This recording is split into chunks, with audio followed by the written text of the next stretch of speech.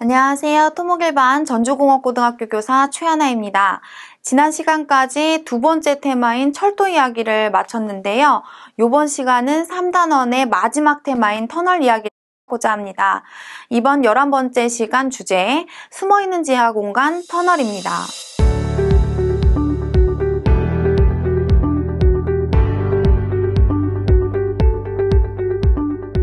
그냥 땅을 막 판다고 해서 터널이 만들어지지는 않을 텐데요.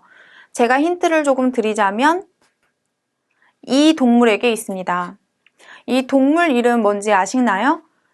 네, 두더지인데요. 이 두더지가 땅굴을 파는 모습을 보면 이 터널을 굴착하는데 조금 힌트를 얻으실 수도 있을 것 같습니다.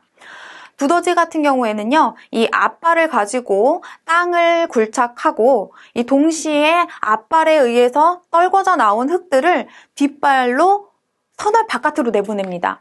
이 작업이 아마 터널에서 버력을 처리하는 과정과 조금 유사하다고 볼 수 있는데요. 그렇게 터널을 굴착하고 생긴 빈 공간이 무너지지 않도록 자신의 몸으로 지탱해 나가면서 땅굴을 파기 시작하는데요.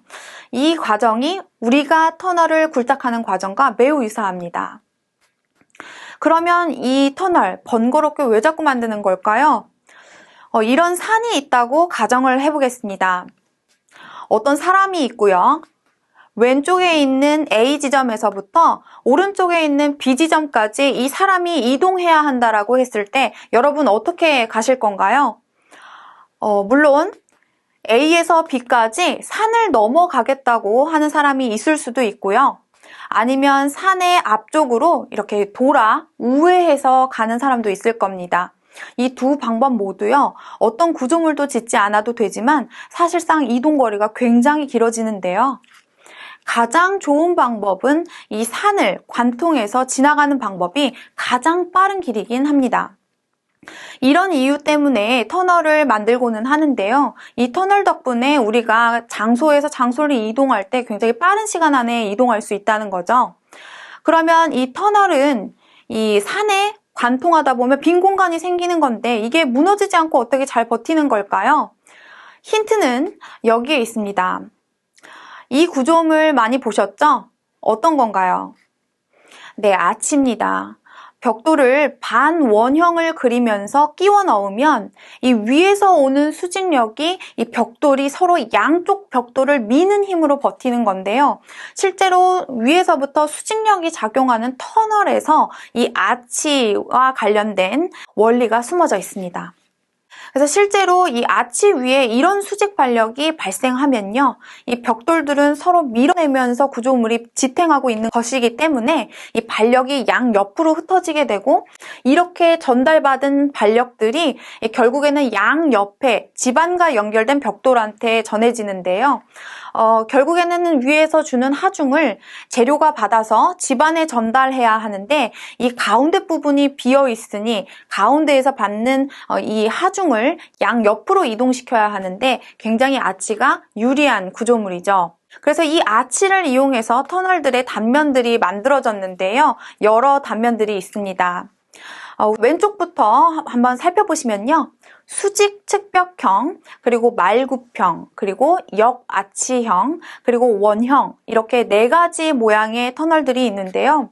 실제로 터널을 이용하실 때 터널의 단면이 어떻게 생겼는지 함께 보시면 좀 더 유익하게 들리시지 않을까 생각이 됩니다. 우선 첫 번째로 이 터널을 굴착하고자 하는 집안이 굉장히 지질이 좋은 경우에는 첫 번째로 수직 측벽형을 선택합니다. 이 수직 측벽형 같은 경우에는요, 터널의 상부만 아치 구조로 만들고 양옆은 그냥 우리 건물의 벽처럼 이 반듯하게 지어졌는데요. 이 사실은 지붕에 아치를 얹은 것 빼고는 특별할 만한 것이 없는 단면입니다. 하지만 수직측벽형으로 충분하지 않은 지질의 수직측벽형을 선택한다고 하면 이런 식으로 양쪽 측벽에 토합이 작용하게 되는데요. 이렇게 토합이 밑으로 갈수록 커지기 때문에 이 밑에 있는 벽이 안쪽으로 밀릴 가능성이 있습니다. 그래서 수직측벽형을 설치할 수 없이 지질이 조금 좋지 않은 경우, 다시 말해 지질이 보통인 경우에는 오른쪽에 있는 말굽형을 선택하는데요. 이 말굽형 같은 경우에는 생긴 모습이 위에 아치를 얹은 것은 수직측벽형과 같지만 이 양쪽 측벽이 안쪽으로 들어와 있어서 이 수직측벽형하고는 약간 다른 양상을 보이고 있습니다. 이 말굽형은 보통 지질일 때 사용을 하는데요. 이 말굽형보다도 더 지질이 안 좋은 상황이 있을 수 있겠죠. 그렇게 지질이 조금 좋지 않을 때에는 이렇게 외력이 이 측벽에도 작용할 수 없어서 이 터널의 바닥으로 이 솟구쳐서 들어옵니다. 네, 아까처럼 말굽형의 단면을 선택을 했는데 이 바닥면에서 토합이 발생해서 이렇게 왜 바닥이 이렇게 부풀어 오르는 현상이 있다라고 하면 이 더 이상 말굽형 단면으로 이 터널의 지반을 버틸 수 없는 건데요. 그럴 때 단면을 선택하는 것이 왼쪽에 있는 여가치형입니다. 다른 말로는 복잡 원형이라고도 하는데요. 이 지붕도 아치로 지반을 담당하고요. 측벽도 아까 말굽형과 마찬가지로 이렇게 사선으로 떨어지게 하고 이제 배면, 그러니까 바닥면에서 올라오는 외력은 이 아치를 뒤집어 놓은 형태로 이렇게 외력을 담당하게 됩니다. 그래서 얘 같은 경우에는요, 이 위에 지붕에 해당하는 아치와 이 바닥에 해당하는 아치가 서로 곡률이 달라서 사실 시공상에 크게 어려움이 있습니다. 그래서 거푸짐을 만약에 부어야 된다라고 하면 이 윗부분의 곡률과 또 양옆은 또 사선으로 되어 있고 이제 바닥은 또 다른 곡률로 되어 있기 때문에 각 부위별로 거푸집이 다른 거푸집이 필요하거든요. 그렇기 때문에 시공상에 굉장히 어려움이 있습니다. 그렇기 때문에 지질이 굉장히 안 좋고 너무 큰 지압이 작용할 경우에는 당연히 이런 여가치형을 선택해야겠지만 그렇지 않고 지압이 크긴 하지만 이 균질한 경우에는 이렇게 오른쪽에 있는 원형 단면을 선택하곤 합니다. 원형 단면 같은 경우에는요, 이 천장부터 바닥, 양옆까지도 다 동그랗게 마무리를 짓는 단면으로 말씀드릴 수 있는데요. 얘 같은 경우에는 곡률이 다 일정하기 때문에 시공산의 난이로 본다고 하면 여가치형보다는 훨씬 쉬울 수 있겠습니다.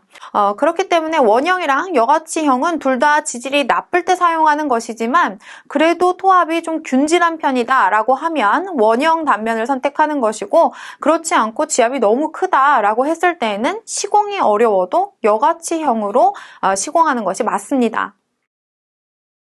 네, 이제 다음은요, 이제 터널을 분할 굴착을 하게 될 텐데요. 이 터널이 지질이 너무 좋아서 전단면을 한꺼번에 굴착하는 경우도 있지만 사실상 이렇게 전단면을 한꺼번에 굴착하는 경우는 많지 않습니다. 보통은 단면을 여러 개로 나누어서 위에서부터 이제 굴착이 진행이 되는데요. 실제로 윗부분, 아랫부분 이렇게 상하로 나뉘어서 분할 굴착을 할 경우를 상하 반단면 굴착이라고 하고요. 이 단면은 얼마든지 늘리고 줄일 수 있습니다. 3등분도 할 수 있고 4등분도 할 수 있다는 이야기인데요. 이렇게 굴착을 진행하다 보면 옆면에서 봤을 때 마치 계단 모양처럼 굴착이 이루어진다라고 해서 벤치컷 공법이라고도 합니다. 세 번째로는요, 이렇게 가로로 나뉘는 경우도 있지만 이 단면을 세로로 나뉘는 경우도 있습니다. 그래서 왼쪽, 오른쪽 이렇게 굴착이 진행이 되는 건데요. 이렇게 왼쪽, 오른쪽으로 단면을 분할할 경우에는 중벽 분할 굴착이라고 합니다. 네, 마지막으로는요. 이렇게 단면을 굴착하기도 하지만 이 터널의 시작점과 끝 지점까지 이 1번이라고 숫자를 매겨놓은 부분을 전체 다 한꺼번에 굴착을 먼저 하는 겁니다. 그래서 이름이 선진-도갱 굴착이라고 되어 있는데요. 그렇게 되면 이 상하 반단면 굴착하고 뭐가 다른 거냐라고 말씀하실 수 있는데 이 상하 반단면 굴착 같은 경우에는 이 상 부분을 윗부분을 먼저 굴착하기는 하지만 터널을 아예 관통시키지는 않습니다. 1번의 윗부분을 굴착하는 만큼 그 다음번에 2번을 굴착을 하게 되거든요. 근데 이 선진도갱 굴착 같은 경우에는 이 일정 부분을 끝까지 아예 관통시킨다라는 것에서 이 상하 반단면 굴착과 조금 다른 점이라고 설명드릴 수 있습니다. 이 선진도갱 같은 경우에는요, 이 터널 굴착을 진행하는데 앞부분에 있는 지지를 내가 잘 알지 못한다라고 했을 때 이런 선진도갱 굴착이 유리한데요. 이 선진도갱 굴착 같은 경우에는 작은 구멍을 미리 뚫어놨기 때문에 앞부분의 지질이 실질적으로 어떤지 육안으로 직접 확인할 수 있기 때문에 뭐 초음파라든지 다른 것들을 이용하는 방법보다 무엇보다 정확할 수 있겠죠. 그래서 지질을 육안으로 잘 확인할 수 있고, 그렇게 확인한 지질을 2번 단면, 그러니까 전단면을 굴착해 나가는 과정에서 설계에 보완을 할 수 있게 되는 것이겠죠. 다음은요, 이 땅속에 터널을 만들다 보니까 이 깊이에 따라서 용도가 달라질 수 있습니다. 당연히 깊으면 깊을수록 아무래도 보완을 요하거나 아니면 보호를 요하는 시설들이 많고요. 하지만 또 이렇게 보호를 요하는 시설 중에서 사람이 오랜 시간 머물러야 되는 곳은 조금 어려울 수 있습니다. 왜냐하면 땅으로 들어갈수록 또 나름의 지압이 발생하게 되고 지열이라는 것도 존재하거든요. 그렇기 때문에 이 땅 밑으로 들어갈수록 안전할 수는 있지만 이런 산소가 부족하다든지 이렇게 사람이 생활하기에는 조금 어려운 환경이 될 수도 있거든요. 그래서 심도별로 조금 용도를 나눠봤는데 함께 보시겠습니다. 심도가 50m 이하가 되면은요, 주거가 가능합니다. 당연히 문화시설들도 가능합니다. 그래서 지금 보시면요, 주택, 사무실, 도서관, 박물관 등이 있는데요. 이런 것들은 주거 문화시설들의 대표적인 예이죠. 자, 심도가 50m에서 100m 사이인 경우에는 아까 주거문화시설보다는 조금 깊다고 이야기할 수 있는데요. 이렇게 조금 깊은 경우에는 긴 시간을 체류할 수는 없지만 그래도 짧게는 체류가 가능한 깊이라고 보시면 됩니다. 그래서 교통수송시설이거나 아니면 산업시설이 가능한데요. 보시면 지하주차장이거나 아니면 지하도, 그리고 상하수도 같은 것들이 지나가고요. 그리고 산업시설 중에는 지하상가나 오폐수 폐기물 처리장 등이 가능합니다. 그리고 땅에서 심도가 100m 이상이 되면요, 굉장히 깊은 터널인데요. 이렇게 되면 방어시설들을 만들 수가 있습니다. 그래서 지하 대피소라든지 아니면 군사기지 등으로 사용할 수 있게 됩니다. 이번에는요, 조금 멋있는 터널 공간들을 조금 준비해 보았습니다.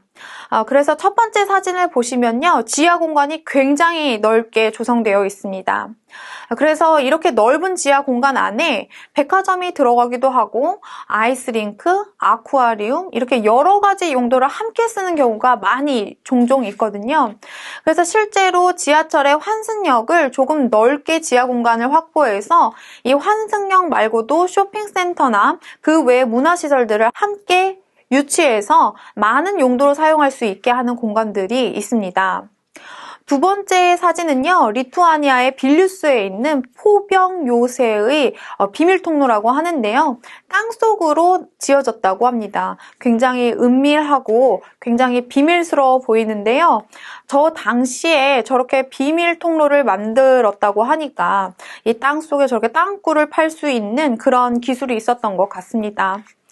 오른쪽은요, 굉장히 유명한 지하철역을 좀 준비해 봤어요. 이 스웨덴에 있는 스톡홀름 지하철역인데요.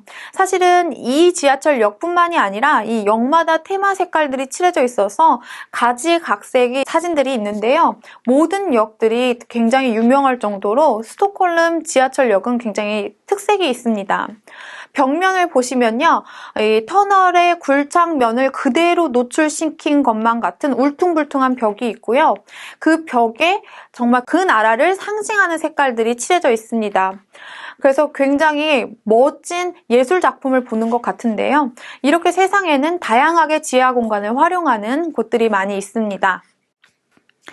네, 이번 시간에는 터널의 첫 시간으로 터널에 대한 이모저모를 살펴보았는데요. 다음 시간에는 실제로 터널을 어떻게 굴착하는지에 대해서 함께 공부해 보도록 하겠습니다. 수고 많으셨습니다. 감사합니다.